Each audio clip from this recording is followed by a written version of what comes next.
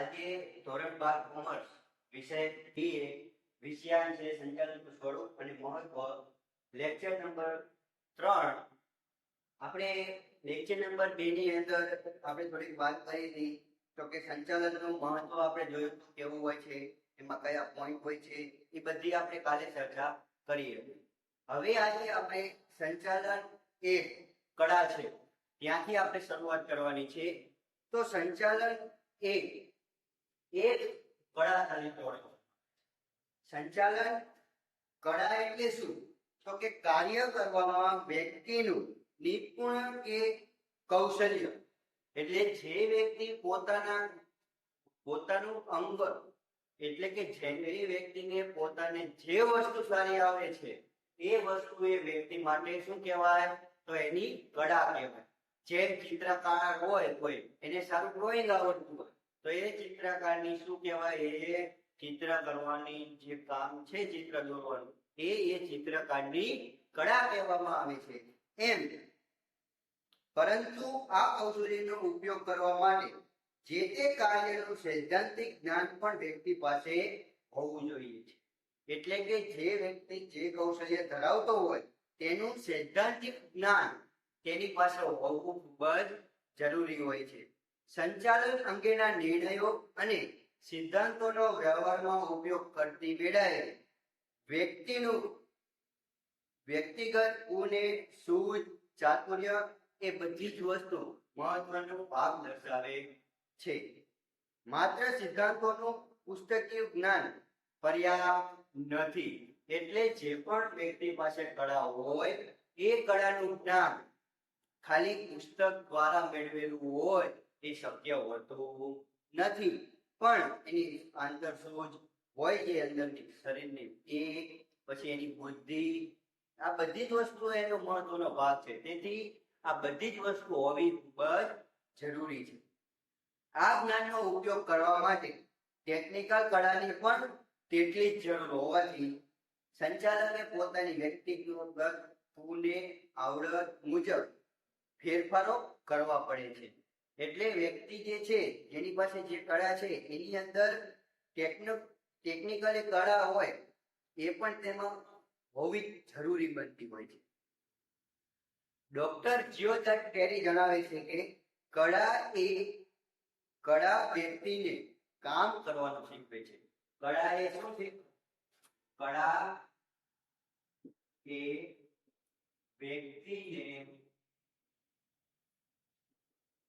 કામ કરવાનું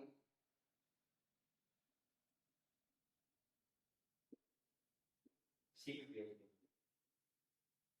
ડોક્ટર જીઓચાર્ટ ટેરીના મતે આવું જણાવે છે કે વ્યક્તિ જે છે એ કળા દ્વારા કામ કરવાનું શીખતો જાય છે. જેમ જેમ કામ કરતો જાય તેમ તેમ એને અનુભવ પ્રાપ્ત થતો જાય તેમ તેમ એ વસ્તુ સારી બનાવતો જાય છે. તેથી જણાવવામાં આવે છે કે કળા એ વ્યક્તિને કામ કરવાનું શીખવે છે. આમ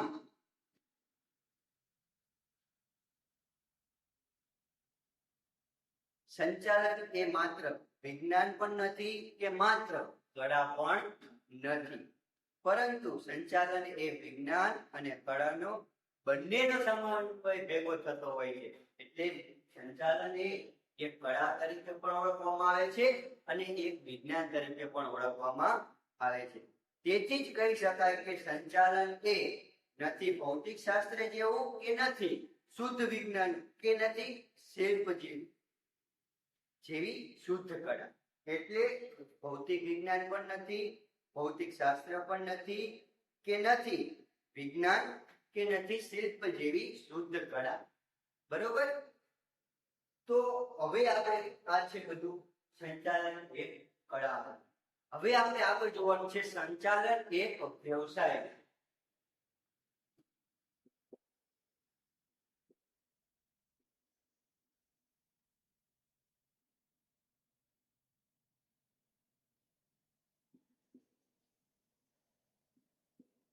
સંચાલન એક વ્યવસાય છે. એટલે આપણે એની અંદર જોઈશું તો કે કોઈ પણ ક્ષેત્રની અંદર વિશિષ્ટ પ્રકારનું જ્ઞાન પ્રાપ્ત કરી તે જ્ઞાનનો લાભ સમગ્ર સમાજને આપવામાં આવે. એટલે આપણે જે પણ જ્ઞાન પ્રાપ્ત કરવું હોય એ જ્ઞાન પ્રાપ્ત કરીને સમાજને આપવામાં આવે અને તેના બદલામાં સમાજ પાસેથી ફી લેવામાં આવે. તો તેવી પ્રવૃત્તિને શું કહેવાય? વ્યવસાય કહેવામાં આવતો હોય છે.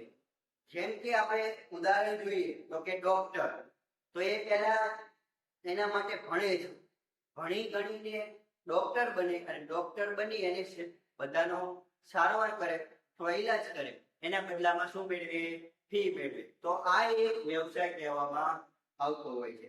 પછી છે વકીલ, તો વકીલ પણ એવું જ કામ કરે છે કે પહેલા ભણે છે, ભણી ગણીને વકીલ બને, વકીલ બનીને પછી બધાના કેસ લડે સમાજ પ્રત્યે અને એ કેસ દ્વારથી તે ફી મેળવે છે.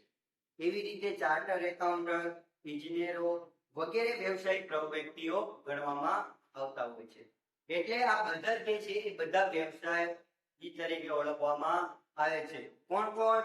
તો કે ડોક્ટર, વકીલ, ચાર્ટર એકાઉન્ટન્ટ, ઇજનેરો વગેરે વ્યવસાયિક વ્યક્તિઓ છે. આમ વ્યક્તિઓનો વ્યવસાય એ એવી પ્રવૃત્તિ છે કે જેમાં સામાન્ય રીતે લાક્ષણિકતા જોવા મળતી. તો કઈ લાક્ષણિકતા જોવા મળે છે એ આપણે જોયું. તો સૌથી પહેલી લાક્ષણિકતા છે વિશિષ્ટ પ્રકારની જ્ઞાનની જરૂર.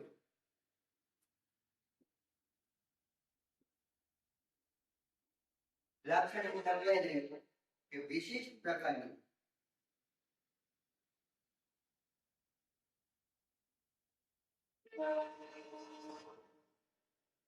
વિશિષ્ટ પ્રકારના જ્ઞાનની જરૂર. તો આપણે આના ઉપરથી ખબર પડે થોડી ઘણી, તો કે વિશિષ્ટ પ્રકારના જ્ઞાનની જરૂર પડે એટલે કે જ્યારે જે વ્યવસાયમાં જોડાવ ત્યારે તે વ્યવસાયનું આપણને જ્ઞાન હોવું જરૂરી છે. બરોબર? તો આપણે એની અંદર જોઈએ તો કે વ્યવસાયના પ્રકાર પ્રમાણે વિશિષ્ટ જ્ઞાનની જરૂર પડે છે. દાખલા તરીકે વકીલનો વ્યવસાય શું હોય? એના માટે શું કરવું પડે? તો એને શું કરવું પડે? LLB કરવું પડે. બરાબર? વકીલને શું કરવું પડે? LLB કરવું. પછી ડોક્ટરને શું કરવું પડે? તો MBBS અથવા MD અથવા MS. તો વકીલને LLB કરવું પડે, ડોક્ટરને MBBS, MD અથવા MS. આવી પોતપોતાના વ્યવસાય અનુલક્ષી પ્રવૃત્તિ એને જે વ્યવસાયમાં તે વ્યક્તિ જોડાશે તે વ્યવસાયનું એને ભણતર મેળવવું પડશે. એટલે કે વિશિષ્ટ પ્રકારનું જ્ઞાન એને મેળવવું પડતું હોય છે. બરોબર? તેમ સંચાલનનું વિશિષ્ટ જ્ઞાન મેળવવા માટે એટલે કે સંચાલન કરવું હોય તો એના માટે આપણે અલગ પ્રકારનું ભણતર લેવું પડે. તો એના માટે શું કરવું પડે? તો કે BBA કરવું પડે. સંચાલન કરવું સારી રીતે કરવું હોય તો. આમ બધા જે પણ વ્યવસાયમાં જોડાતા હોય તે વ્યવસાયનું વિશિષ્ટ પ્રકારનું જ્ઞાન ધરાવતો હોવો જોઈએ. તેથી સંચાલન વ્યવસાયની અંદર પહેલી લાક્ષણિકતા એવું કહેવામાં આવે છે કે વિશિષ્ટ પ્રકારની જ્ઞાનની જરૂર પડે છે. પછી બીજી છે જ્ઞાન વૃદ્ધિ અને સંશોધન. જ્ઞાન વૃદ્ધિ અને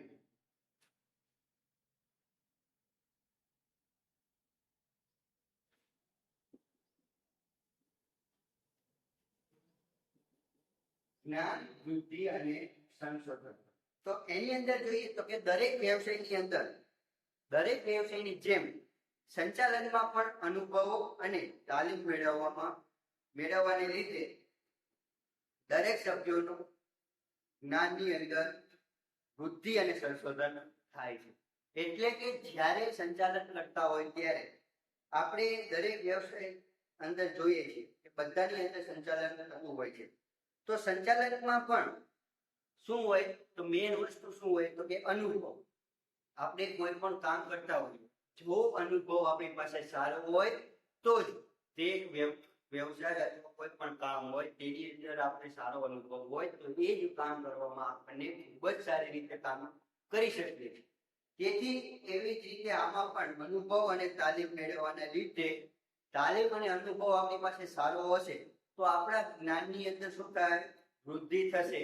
પછી એની અંદર કંઈક નવું આપણને સંશોધન કરવાનું મન થાય છે જો આપણી પાસે અનુભવ અને તાલીમ હોય તો. તેથી જ્ઞાન અને વૃદ્ધિનું સંશોધન કરે છે. પછી છે વ્યવસાય મંડળ.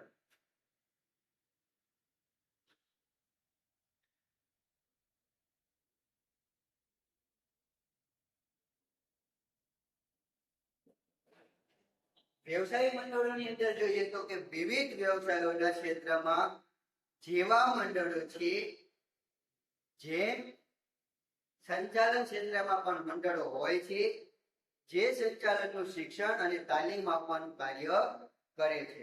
એટલે વિવિધ ક્ષેત્રની અંદર આપણે જોઈએ છીએ જેવા મંડળો હોય છે તેવા જ મંડળો સંચાલન ક્ષેત્રમાં પણ જોવા મળતા હોય છે અને જે સંચાલનનું શિક્ષણ અને તાલીમ આપવાનું કાર્ય કરતું હોય છે. ભારતમાં સંચાલનનું શિક્ષણ આપતી સંસ્થા IIM એટલે ઇન્ડિયન ઇન્સ્ટિટ્યૂટ ઓફ મેનેજમેન્ટ આવી એક સંચાલનનું શિક્ષણ આપતી સંસ્થા છે. કઈ છે સંસ્થા? IIM. બરોબર, આ શોર્ટ નામ છે. એનું ફૂલ ફોર્મ છે I એટલે ઇન્ડિયન ઇન્સ્ટિટ્યૂટ ઓફ મેનેજમેન્ટ. આ એક સંચાલનની શિક્ષણ આપતી સંસ્થા છે જે રાષ્ટ્રીય અને આંતરરાષ્ટ્રીય કક્ષાએ કાર્યરત છે. એટલે જે આ IIM છે એ સંસ્થા આંતરરાષ્ટ્રીય અને રાષ્ટ્રીય કક્ષાએ કામ કરે છે. આ સંસ્થા સંચાલનના વ્યવસાયનો વિકાસનું કામ કરે છે. એટલે જે આ સંસ્થા જે છે એ સંચાલનના વિકાસ માટેનું કાર્ય કરતી હોય છે. બરોબર, તો હવે આપણે આ ચોથો પોઈન્ટ જોઈએ તો કે ચોથો પોઈન્ટ છે આચારસંહિતાનું પાલન.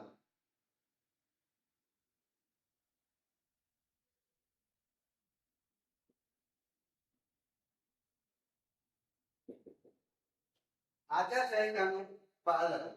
તો આચારસંહિતાના પાલનની અંદર આપણે જોઈએ તો કે શું થાય તો કે દરેક વ્યવસાય મંડળો પોતાના વ્યવસાયના સભ્યો માટે આચારસંહિતા કરતું હોય છે. એટલે કે નિયમો બનાવે. બરોબર, દરેક મંડળોના સભ્યો હોય છે એ બધા જ વ્યક્તિઓ ભેગા મળીને કોઈ નિર્ણય લેતા હોય અથવા કોઈ નિયમો બનાવતા હોય. તો જે નિયમો બનાવે છે એ જ નિયમો દરેક સભ્યોએ તેને ફરજિયાતપણે તેનું પાલન કરવું એ ફરજિયાત. બરોબર, તો આચારસંહિતાનું પાલન એટલે જે પણ મંડળો ભેગા મળીને જે પણ નિર્ણયો લે છે તે નિર્ણયો તમામ સભ્યોને ફોલો કરવાના હોય છે અથવા તે બધા જ નિર્ણયો બનાવે છે તે નિર્ણયો બધા સભ્યોએ આચારસંહિતાને કામ કરવાનું હોય. આ હતો ચોથો પોઈન્ટ. હવે આપણે જોઈએ પાંચમો પોઈન્ટ. તો પાંચમો પોઈન્ટ છે નૈતિક જવાબદારી.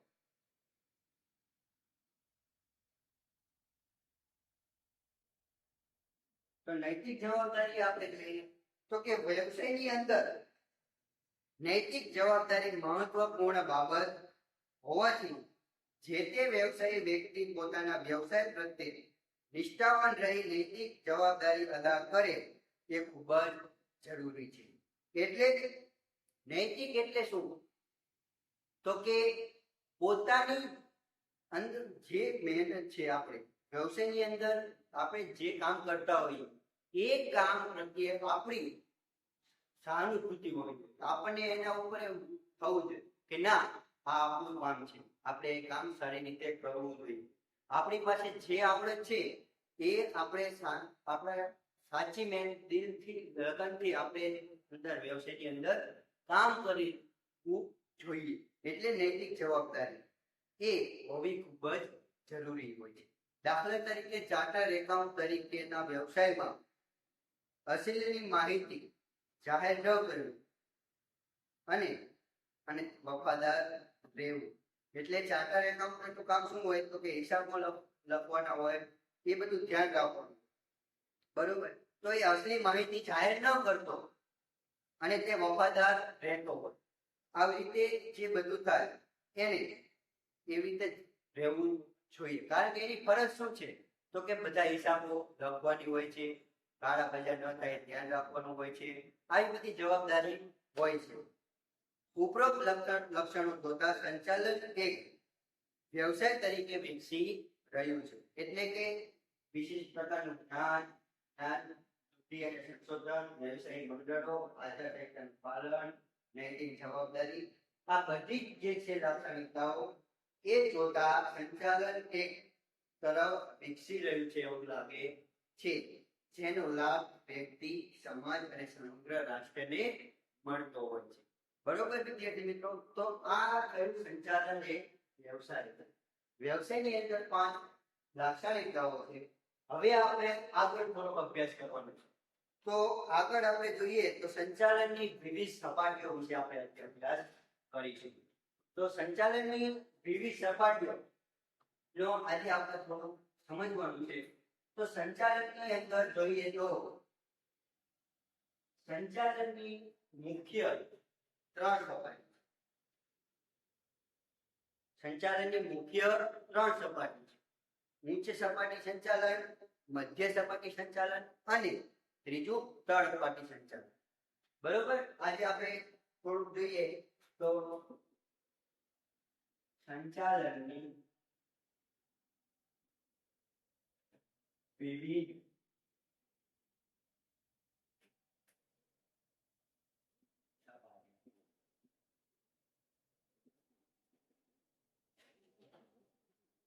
તો સંચાલનની વિવિધ સપાટીઓની અંદર આપણે જોઈએ તો કે એટલે સપાટી આપણે આનો મિનિંગ સાથે સમજી લઈએ કે સંચાલનના વિવિધ સ્તર કયા કેટલા પ્રકારે સંચાલન થતું હોય છે અને કેવી રીતે થાય એ આપણે અહીંયા જોવાનું છે.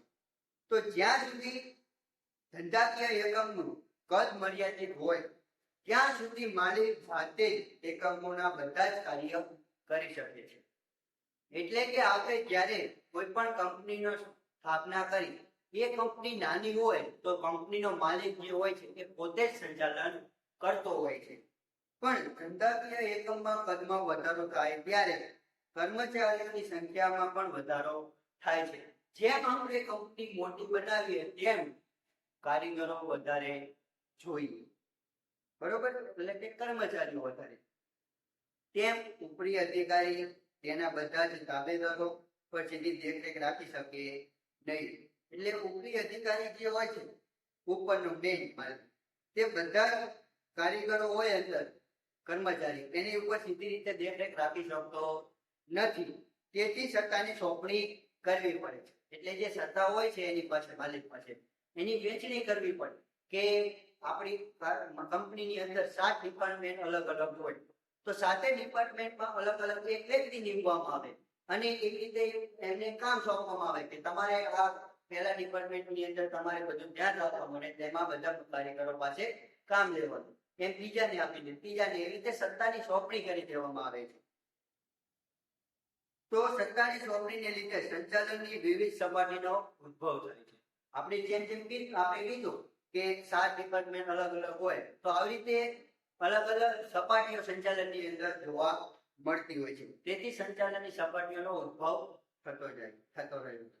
આ સપાટી જેટલી વધુ તેટલો જ ખર્ચ વધતો હોય છે.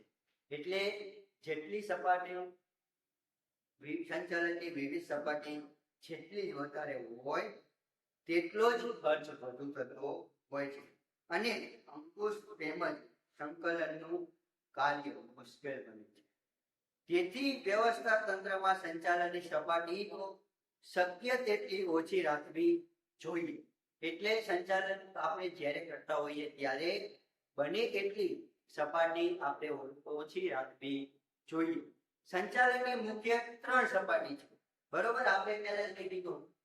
તો પહેલી છે ઉચ્ચ સંચાલન. ઉચ્ચ સપાટીનું સંચાલન. પછી બીજું છે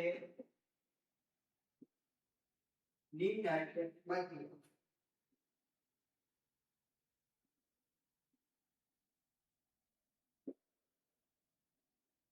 પછી ત્રીજું છે તળ સપાટી.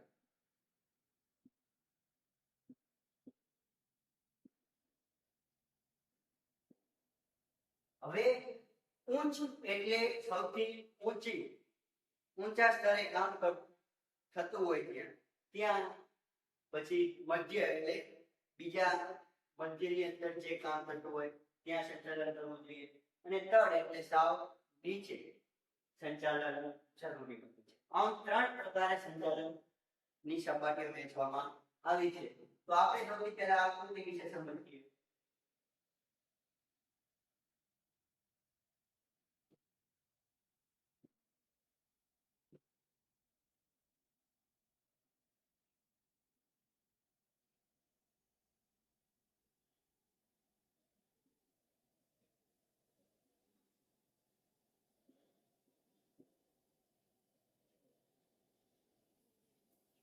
આપણે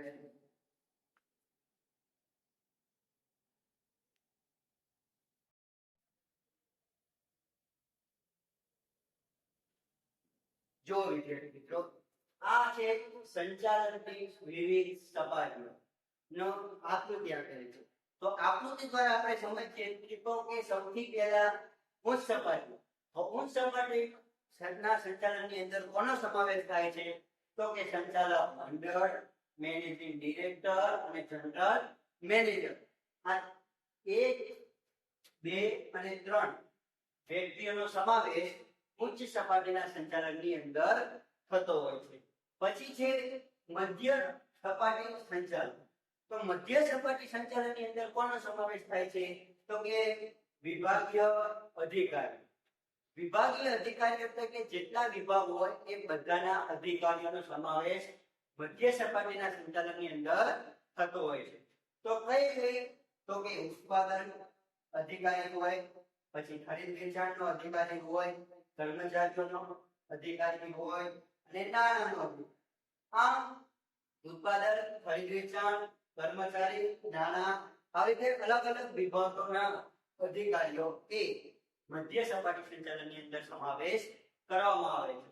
પછી છે છેલ્લી તળ સપાટી સંચાલન. તો તળ સપાટીની અંદર જોઈએ તો કે નિરીક્ષકો હોય, જોબર હોય અને ફોરમેન. આ 3નો સમાવેશ તળ સપાટી સંચાલનની અંદર કરવામાં આવે છે. બરોબર વિદ્યાર્થી મિત્રો, આ છે આપણી સંચાલનની વિવિધ સપાટીઓની આકૃતિ. આ આકૃતિ તમને પરીક્ષાની અંદર પણ બોર્ડની એક્ઝામની અંદર આવેલી હોય છે. અને આ પ્રશ્ન આખો આઈએમપી છે. સંચાલનની વિવિધ સપાટીઓ જણાવો. 3 માર્કમાં પણ પૂછે છે. એમાંથી આકૃતિ દોરવાની કહે છે અથવા તમે કોઈ એક સપાટી પૂછે. સંચાલનની વિવિધ સપાટીઓની અંદર ઉચ્ચ સપાટીની સંચાલન, ઉચ્ચ સપાટી સંચાલનની પદ્ધતિ, સપાટી સમજાવો એવું પણ પૂછી શકે. અથવા આ 3માંથી કોઈ પણ એક પણ પૂછી શકે. અથવા 5 માર્કમાં પૂછે તો આકૃતિ અને 3 સપાટીઓ વિશે તમારે સમજાવવું પડતું હોય. બરાબર. તો હવે આજે આપણે થોડું આગળ જોઈશું. તો સૌથી પહેલું આપણે જોઈશું ઉચ્ચ સપાટીનું સંચાલન. તો ઉચ્ચ સપાટીના સંચાલનની અંદર જોઈએ તો કે એકમના સંચાલન કરવા માટે ઉચ્ચ એકમના સંચાલન અંગે સર્વોચ્ચ સત્તા ધરાવતી સપાટીને ઉચ્ચ સપાટી તરીકે ઓળખવામાં આવે છે. શું કે છે?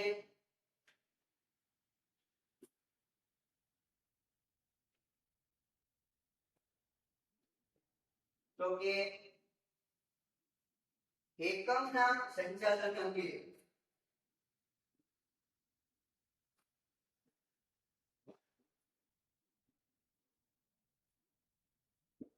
અંગેની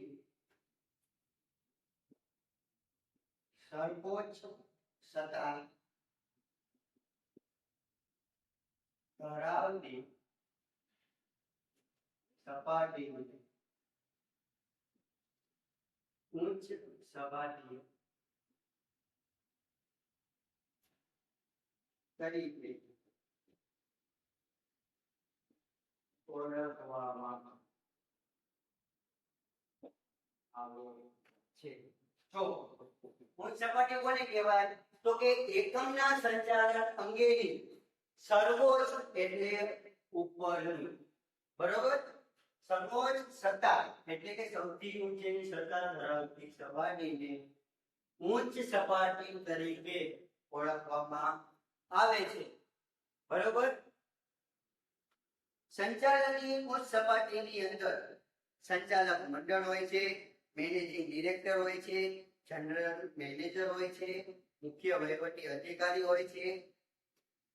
આ બધાનો સમાવેશ ઉચ્ચ સપાટી સંચાલનની અંદર કરવામાં આવતો હોય છે. ધંધાકીય એકમના મહત્વના નીતિ વિષયક નિર્ણયો લેવાનું કાર્ય ઉચ્ચ સપાટી એ કેન્દ્રિત થયું હોય છે. એટલે કે જે પણ નિર્ણયો નીતિ વિષયક લેવાના હોય તો એ નિર્ણયો કોણ લે છે? સંચાલક મંડળ, મેનેજિંગ ડિરેક્ટર અને જનરલ મેનેજર.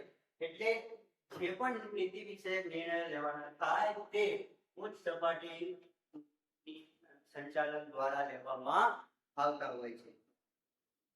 આ સપાટીની ટોચની સપાટી કે સર્વોચ્ચ સપાટી પણ કહેવામાં આવે છે. હવે જો ઉચ્ચ સપાટીનું બીજું નામ શું છે? એક માર્કમાં તમને પૂછી શકે કે ઉચ્ચ સપાટીનું બીજું શું નામ તરીકે ઓળખવામાં આવે છે? તો કે સર્વોચ્ચ સપાટી અથવા ટોચની સપાટી, બરોબર. આ બે નામ છે, યાદ રાખજો કે ઉચ્ચ સપાટી સંચાલનને બીજું શું કહેવાય? તો સર્વોચ્ચ સપાટી અને ટોચની સપાટી તરીકે પણ ઓળખવામાં આવતી હોય છે. તો હવે ઉચ્ચ સપાટીના કાર્યો કયા કયા છે? તો એ કાર્યો આપણે આજે જોઈશું. તો કે ધંધાકીય એકમનો મુખ્ય અને ગૌણ હેતુઓ નક્કી, એટલે કે ધંધાકીય એકમો જે છે એનો મુખ્ય હેતુ કયો છે, બરોબર, એ નક્કી કરવાનું હોય છે. પછી ડિરેક્ટરો શું કરે? તો કે ધંધાકીય એકમના ટ્રસ્ટી તરીકેનું કાર્ય કરે. તો કે આપણે જોઈએ છીએ કે અમુક જગ્યાએ ટ્રસ્ટીઓ હોય એ બધા નિર્ણયો બનાવતા હોય, તો એ નિર્ણય અનુસાર તેનું ફોલો કરતા હોય, તો એ મેનેજિંગ ડિરેક્ટર ટ્રસ્ટી તરીકેનું કાર્ય કરતો હોય છે. ધંધાકીય એકમના મુખ્ય વહીવટી અધિકારી અને ઉચ્ચ અધિકારીઓની નિમણૂક કરવા માટે કરવાની હોય છે અને તેમને સત્તા અને જવાબદારીની વહેંચણી કરવાની હોય છે. મુખ્ય વહીવટી અધિકારી જે હોય છે એ ઉચ્ચ અધિકારીઓની નિમણૂક કરે છે અને તેમને અલગ અલગ સત્તા સોંપવાનું અને અલગ અલગ જવાબદારી સોંપવાનું કામ કરતી હોય છે. એકમના વિવિધ વિભાગો દ્વારા તૈયાર કરવામાં આવેલા અંદાજપત્રોને મંજૂર કરવામાં આવે. એટલે જે પણ એકમો હોય છે આપણી પાસે અલગ અલગ, એ વિવિધ વિભાગો દ્વારા વહેંચવામાં આવેલા અથવા વિવિધ વિભાગો દ્વારા તૈયાર કરેલા હોય તો એની અંદાજપત્રો રજૂ કરવા માટે ઉચ્ચ સપાટી સંચાલન દ્વારા કરવામાં આવતા હોય છે. પછી ધારાકીય જોગવાઈનું પાલન કરવું અને એકમ સાથે સંકળાયેલા વિવિધ વિભાગોના હિતોની જાળવણી કરવી. એટલે કે ધારાકીય જોગવાઈ જે હોય છે એને એ બધી જોગવાઈઓને પાલન કરવાનું અને એકમો સાથે સંકળાયેલા વિવિધ વિભાગોના હિતની જાળવણી કરવા માટે ઉચ્ચ સપાટી દ્વારા આવતું હોય છે. પછી લાંબા ગાળાનું આયોજન કરી વ્યૂહાત્મક નિર્ણયો લેવા. એટલે આખા વર્ષ દરમિયાન શું શું કાર્ય કરવાનું છે એનું અગાઉ આયોજન કોણ કરે છે? તો સંચાલક મંડળ મેનેજર દ્વારા આખું આયોજન કરીને એના અનુસંધાને નિર્ણયો લેતા હોય છે. પછી સંચાલનને લગતી જટિલ સમસ્યાઓનો અભ્યાસ કરવો અને કાનૂની જોગવાઈઓને ધ્યાનમાં લઈ તેને ઉકેલ લાવવો. એટલે સંચાલનને લગતી જે પણ સમસ્યાઓ ઉદ્ભવતી હોય છે, બરોબર, તેની કાનૂની જોગવાઈ અનુસાર તેને ઉકેલ લાવવા માટે ઉચ્ચ સપાટીની જરૂર, ઉચ્ચ સપાટી સંચાલન દ્વારા તે બધી મૂંઝવણો દૂર કરાતી હોય છે. ધંધાકીય એકમની જુદી જુદી યોજનાઓનો ઘડતર, અમલીકરણ અને તેનું દેખરેખનું કાર્ય કરતી હોય છે. એટલે કે ધંધાની અંદર જેટલા વિભાગો પાડવામાં આવેલા હોય તે બધા જુદી જુદી યોજનાઓ ઘડેલી હોય એ બધી નિયમો જે લીધા હોય, જે કામ કરાવવાનું હોય, તે બધું સરખી રીતે થાય છે કે નહીં તે કોણ ધ્યાન રાખે છે? ઉચ્ચ સપાટી સંચાલન દ્વારા તે ધ્યાન રાખવાનું કાર્ય કરતી હોય છે. નફાની વહેંચણી કરવી, ડિવિડન્ડ, અનામત, નફાનું પુનઃરોકાણ ને લગતા કાર્યો. એટલે નફાઓ જ્યારે થાય એની વહેંચણી કઈ રીતે કરવી, ડિવિડન્ડ કઈ રીતે આપવું, અનામત કઈ રીતે રાખવું, નફો થયો હોય તો એનો ફરીને કેવી રીતે રોકાણ કરવું, એ બધા જ કાર્યો ઉચ્ચ સપાટી સંચાલન દ્વારા કરવામાં આવતા હોય છે. પછી વિવિધ પ્રવૃત્તિઓને લગતા અહેવાલોનો અભ્યાસ કરી જરૂરી સૂચનો કરવા. એટલે જે પણ ધંધાની અંદર પ્રવૃત્તિ થતી હોય એ બધાની પ્રવૃત્તિને લગતો અભ્યાસ કરશે. જે પ્રવૃત્તિ જેટલી થતી હોય એની દેખરેખ રાખશે અને દેખરેખ રાખી અને તેના ઉપર જે પણ અલગ કંઈ પણ નિર્ણય લેવાનો થાય અથવા જે સારી રીતે કામ ન કરતા હોય તો તેને એ જોશે અને કહેશે કે એને જ્યાં પણ ભૂલ લાગતી હશે ત્યાં તે એ ભૂલ સુધારવા પ્રયત્ન કરતો રહે છે. તો આ જે થયું એ બધું કાર્ય જે હતું એ કોણ કરશે? તો કે ઉચ્ચ સપાટી સંચાલન દ્વારા આ જ કાર્યમાં આવતું હોય છે. બરોબર વિદ્યાર્થી મિત્રો, તો આપણે આજે સંચાલન એક કળા છે, વ્યવસાય છે. સંચાલનની વિવિધ સપાટી વિશે આજે આપણે જોયું. બરોબર, હવે કેટલા પ્રકાર છે એ જોયું. કેટલા પ્રકાર હતા? તો કે 3. કયા કયા? ઉચ્ચ સપાટી, મધ્ય સપાટી અને તળ સપાટી. એની અંદર કોણ કોણ કાર્ય કરે છે ઉચ્ચ સપાટીમાં? કે સંચાલક મંડળ, મેનેજિંગ ડિરેક્ટર, જનરલ મેનેજર. પછી મધ્ય સપાટીની અંદર કોણ કરે છે? તો કે વિભાગીય અધિકારીઓ. જેટલા વિભાગ હોય એટલા અધિકારીઓ અંદર કામ કરતા હોય છે. તળ સપાટીમાં નિરીક્ષકો, રોબોટ અને ફોરમેન. આવી રીતે આજે આપણે ઉચ્ચ સપાટી સંચાલન જોયું. હવે આપણે નેક્સ્ટ લેક્ચરમાં મધ્ય સપાટી અને તળ સપાટીનું સંચાલન વિશે અભ્યાસ કરીશું. તો આજે તમારે વિદ્યાર્થી મિત્રો હોમવર્કમાં છે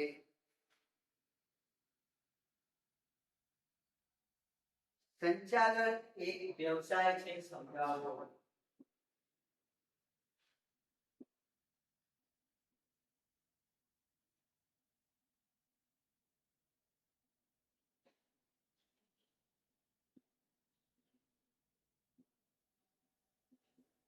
બરોબર, અને બીજો પ્રશ્ન છે ઉચ્ચ સપાટી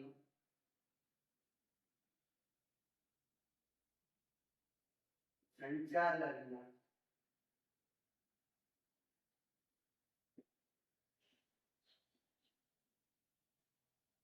કાર્યો જણાવો. આટલું આજે આપણે 2 પ્રશ્ન હોમવર્કમાં છે. થેન્ક યુ વિદ્યાર્થી મિત્રો.